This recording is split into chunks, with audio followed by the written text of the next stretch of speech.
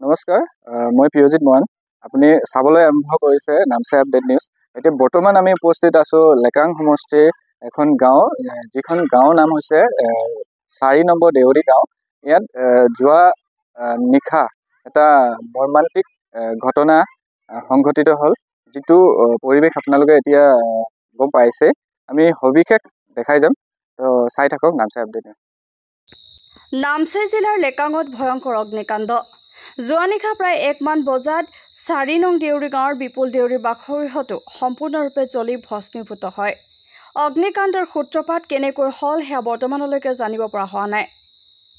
উল্লেখযোগ্য যে অগ্নিকাণ্ডৰ ফলত মটৰচাইকেল অলংকাৰ নথিপত্ৰৰ পৰা অন্যান্য মূল্যৱান সামগ্ৰীলৈকে কেইবা লক্ষাধিক পৰিমাণৰ সা-সম্পত্তি জ্বলি নিঃশেষ হৈ যায় সিলিণ্ডাৰ বিস্ফোৰণ ঘটি প্ৰায় 100 মিটাৰ আঁতৰত চিটিকি পৰে আৰু এক ভয়ংকৰ বিপদৰ পৰা কোনোমতে গা বচাই কথমপি ৰক্ষা পৰে পৰিয়ালটোৰ সদস্যসকল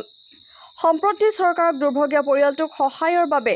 আহ্বান জনোৱাৰ লগতে গাঁৱৰ ৰাইজে মিলি থাকিব পৰাকৈ বাঁহ বেতেৰে এটি গৃহ নিৰ্মাণৰ প্ৰস্তুতি আৰম্ভ কৰিছে news desk report Namsai update news